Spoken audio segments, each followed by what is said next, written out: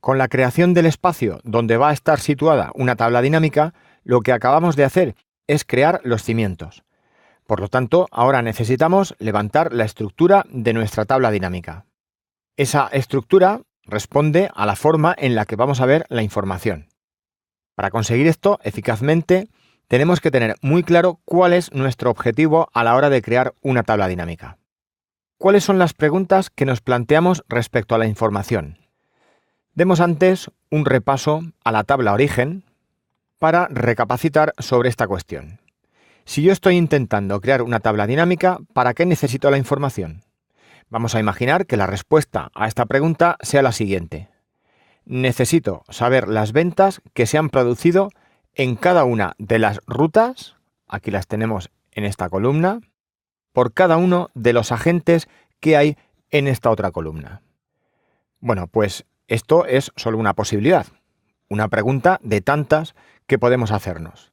Así que es muy importante repetirla y concienciarnos muy bien de esa pregunta. Insistimos, ¿cuántas ventas, es decir, en la columna importe, se han realizado en cada una de las rutas que aparecen en esta columna por cada uno de estos comerciales?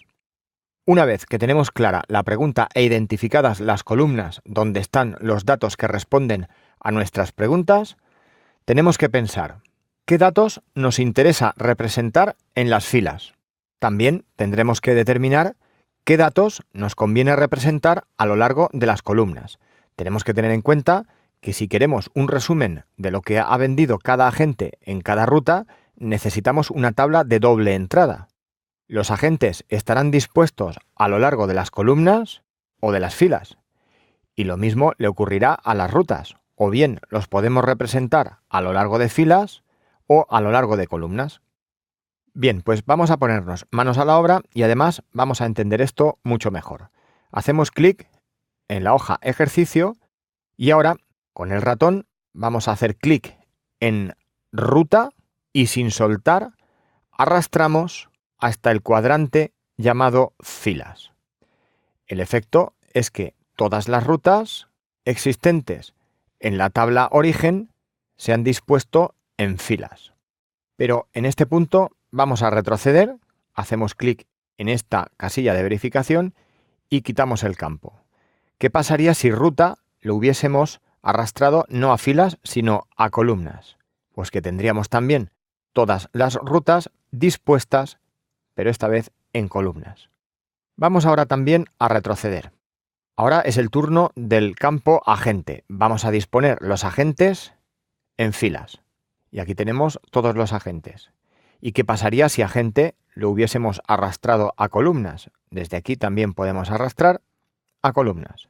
Bien, pues con este conocimiento que ya tenemos sobre la disposición de los datos, ¿qué nos convendría más? Pues yo creo que claramente que agente esté en columnas y ruta en filas.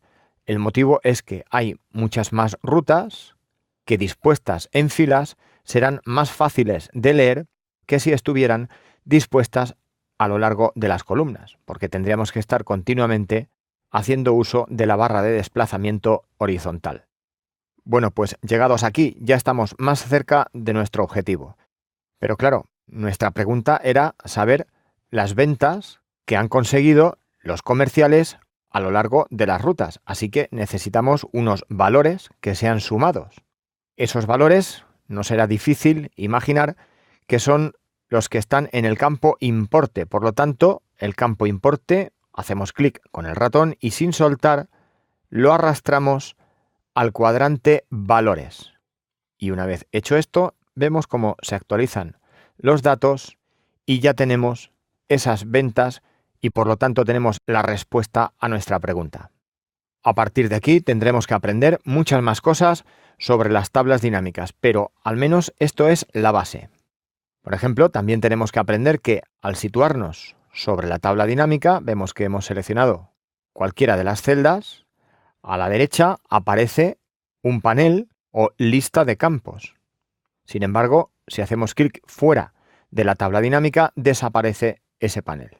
Si cerráramos este panel, por ejemplo, del aspa que tiene en la parte superior derecha ese panel, podemos volver a recuperar dicho panel si hacemos clic en cualquier parte de la tabla con el botón derecho y después elegimos Mostrar lista de campos. Y ahora también es fácil imaginar que, con lo que ya sabemos, podríamos hacer múltiples tablas dinámicas que responderían también a múltiples preguntas. Por ejemplo, en vez de esta información, podríamos cambiar el campo ruta por el campo cliente, que si lo arrastramos a filas, este sería el nuevo resultado. Es decir, una tabla dinámica que nos diría las ventas que ha hecho cada uno de los comerciales a cada uno de los clientes. También comentar que una tabla dinámica no tiene por qué ser de doble entrada, es decir, podemos prescindir, por ejemplo, de las columnas.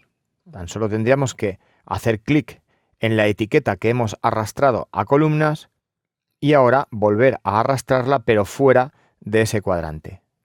Vemos cómo la tabla se ha simplificado. Y para terminar ya este vídeo, comentar que el panel que aparece en la parte derecha de la pantalla lo podemos personalizar desde este botón, Herramientas, y por ejemplo, hacer que tenga otro aspecto como este. Si lo preferimos y nos parece más cómodo, podemos optar por él.